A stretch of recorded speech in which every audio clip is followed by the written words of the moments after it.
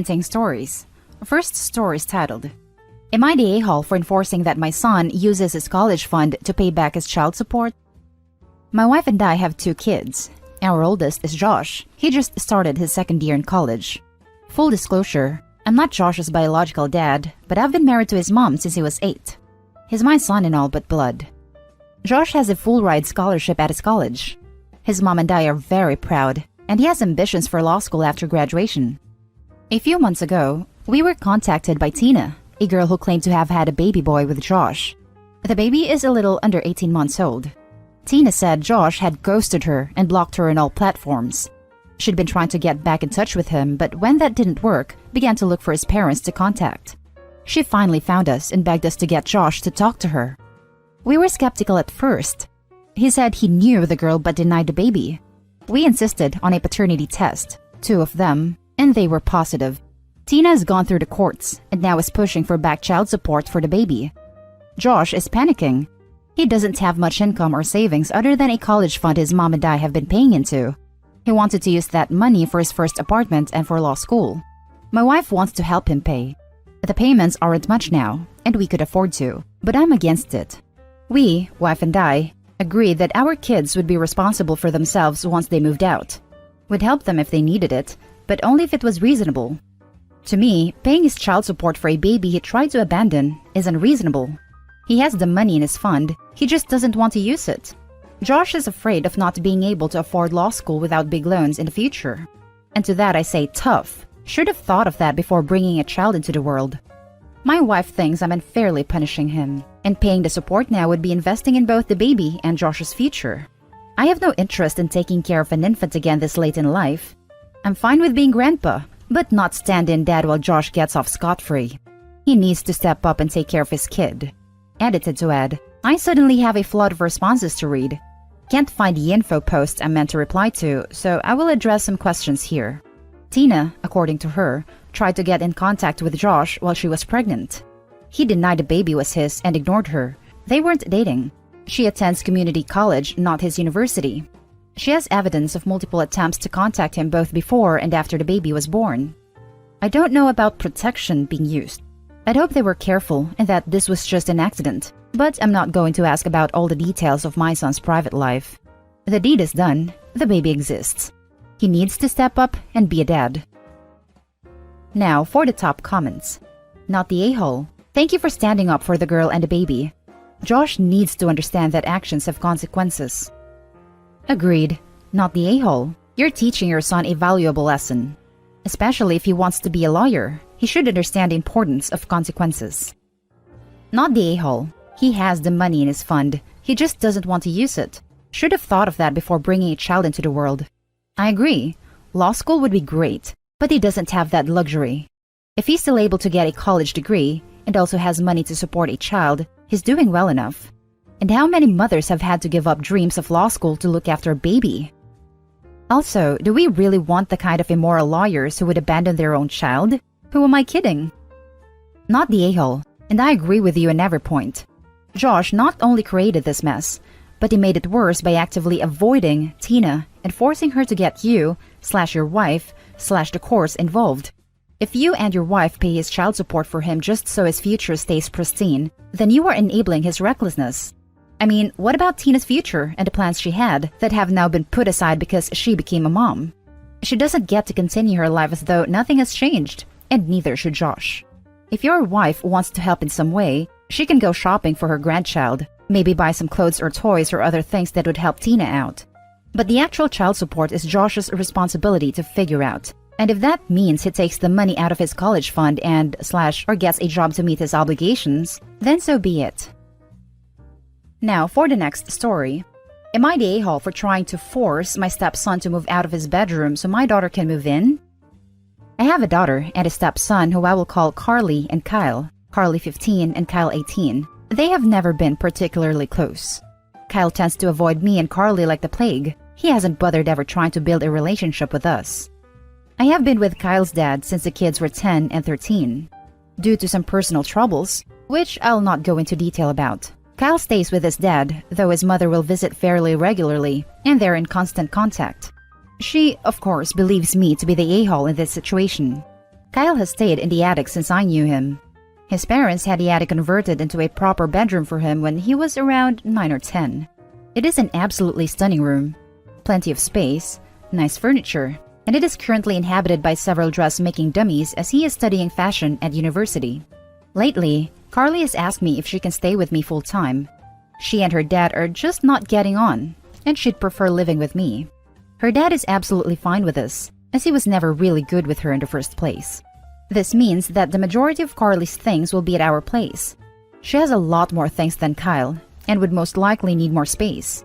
That's why I thought it'd be a better idea to have Kyle move into Carly's slightly smaller bedroom downstairs, and Carly can move into the attic bedroom. I even offered to pay for whatever Kyle wants for his new bedroom, regarding wallpaper, paint, posters, etc., as I know it is a bit of a change for him. Kyle is not a fan of the idea and has been complaining about how he needs the space to work on his university projects.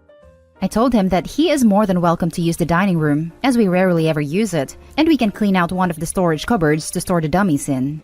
Kyle's partner is also not a fan of this, though I am almost 100% sure that this is just because in the attic bedroom, they can do what teenagers do without interruption. I think that Kyle is being a bit overdramatic about this, as I'm not kicking him out into the street, just into a smaller bedroom, which I have offered to decorate for him. His father is not completely sold on the idea, but is slowly coming around. He also thinks that Kyle is being a bit dramatic regarding the room situation.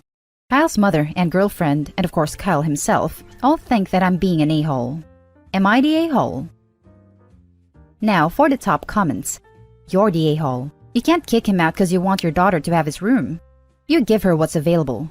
Such a terrible thing you're trying to do. He's also paying rent. Opie replied to my comment below saying so. WTF? If he's paying rent, she's twice the a-hole I thought she was before. You're the a-hole. That has been his room for years. Now you want to favor your own child. This is his space. He needs it for his studies. All of his points are valid. You're playing favorites and wanting to give your daughter the bigger room. Your reasoning makes zero sense. Oh, she has more things, but then go, well, he can store his stuff downstairs. Yeah, so can she. The big, giant, gorgeous room with a lovely furniture. Sounds like Mommy Dearest wants her daughter to have a big princess room Mommy thinks she deserves, and the teenage boy and his partner need to stop being gross teenagers and take the smaller room. The next story is titled, Am I the a-hole for not letting my parents stay with my kids for long periods of time because of my brother? I, 27 female, have a sister, 26 female, and a brother, 15 male, who is autistic. When he was 2, he was diagnosed with autism. From that moment on, he was my parents' absolute priority. Well, I get it now, 14-years-old me did not. It was like I woke up one day and my parents became very different people. Lots of money were spent on various types of therapy, lots of time were dedicated solely to him. Lots of special occasions for me and my sister became second thoughts to my parents. They were not terrible parents, but a lot of things they did before, like having meals with us every night, picking us from school became our nanny's responsibilities, as my parents were focused on my brother. I resented my brother first, and with time, my parents. The one positive thing was me and my sister becoming best friends. I left for college when I was 18, and my sister left for the same college the year after.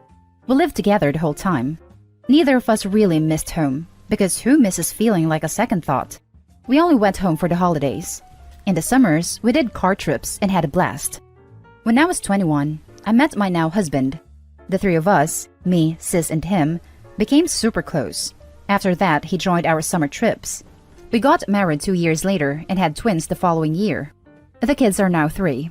We stopped the trips after the twins were born, but after their first birthday, we decided to go on 3 weeks vacations annually. When they grow up, we will make sure to adjust the trip so they can join us. Right after my sister finished college, I got a job near our hometown. My sister had no reason to stay where we were, so she moved back with us. My husband's parents live close, just 2 hours away, and my parents and my brother still live in our old house, 15 minutes away. For the first 2 trips after the twins were born, we left them with my mother-in-law and father-in-law. They are amazing grandparents.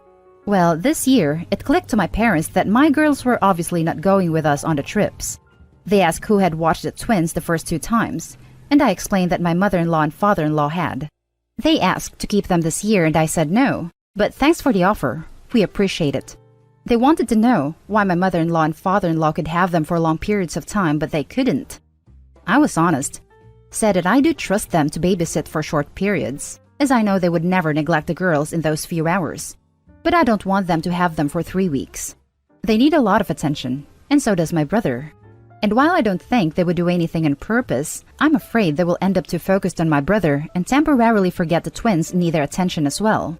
They accused me of hating my brother. I don't, and said that I was a horrible sister. They said I was punishing them for caring for my brother and preventing them from bonding with my girls. My sister and husband agree with me, though, but I fear they are just too close to the situation to judge. Am I the a-hole? Now for the top comments. Not the a-hole. Your parents did what they thought was best for their children. You get to do what you think is best for your children. I really appreciate how perfectly you worded this. It would take me 8 paragraphs to make the same point you just so concisely made. Not the a-hole. You have valid and sensible reasons. Your parents are emotional, but to not have noticed for 2 years your girls were not with you and were obviously somewhere, to me just shows what you've said. They are preoccupied with your brother and just unaware. Not a bad thing, but a truth. A truth that you've accepted, and you live your life with that knowledge. They can visit your girls over the trip time, but I agree it's a huge thing to watch twin toddlers for longer than a day. Lol. God bless your in-laws, and have a safe and awesome trip. Agree, not the a-hole. Also, your in-laws are saints. Looking after the twins for 3 weeks. Info, have you ever had a real conversation with them about your feelings? Are you scared for the well-being of your kids? Or just that they won't receive the level of attention you think one needs for a full childhood? I ask because 3 weeks ain't going to break your kids, unless it's big ol' abusive. Not the a-hole after reply. We never had a full emotional conversation about how my sister and I felt like second thoughts. No. But they are aware we felt forgotten.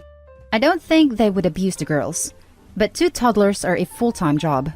They need a lot of attention. Between naps, 5 meals, bathing, playing, changing diapers, they need someone to always be paying attention.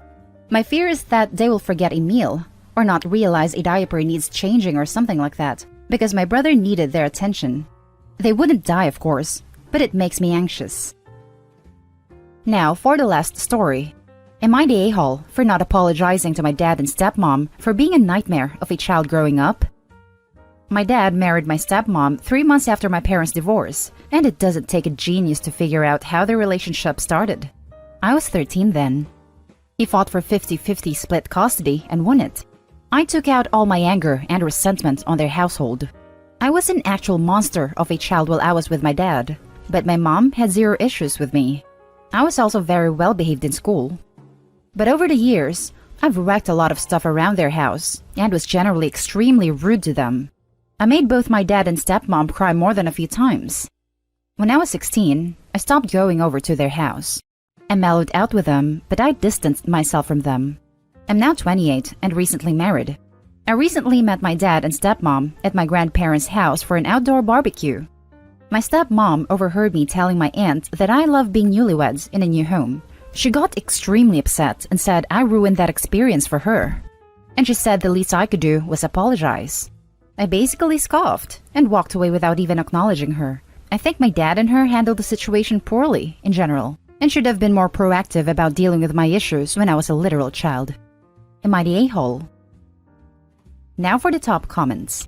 Not the a-hole. She didn't get the standard newlywed experience because she had an affair with a married man.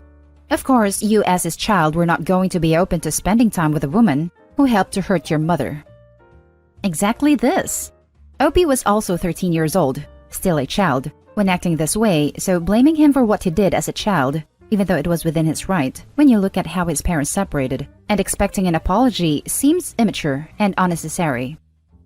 It's kind of incredible how selfish and totally without empathy someone would have to be to say, "Please apologize to me for acting like a child," when you were a child, after I helped to destroy your family as you knew it. Like, if everyone is asking for apologies, I'm pretty sure dad and stepmom owes one to Opie's mom first. I'm surprised by the a-hole votes. If a teen posted saying his dad had cheated and married his mistress directly after the divorce finalized, and expected him to live with the affair partner and behave like nothing was wrong, people would be up in arms about the selfish dad. I'd say not the a-hole for not apologizing. I think you went too far with your behavior since you say you broke things, and that sounds on the violent side. But it doesn't sound like you've actually reconciled with them, just that you were finally able to get the distance you wanted. I'm not going to expect someone to apologize under those circumstances. Not the a-hole. You could hardly be expected to celebrate a marriage built on the wreckage of your parents' marriage. You were 13, your mother was devastated, and your father chose to antagonize you by expecting you to live with this woman half of the time. What exactly did they think would happen? Bed, maid, lie. And that's the end of this video, folks. As always, leave a comment and hit like and subscribe. And if you want more of this content, turn your notification on to get updated on the latest videos. And I'll catch you in the next one. Stay safe.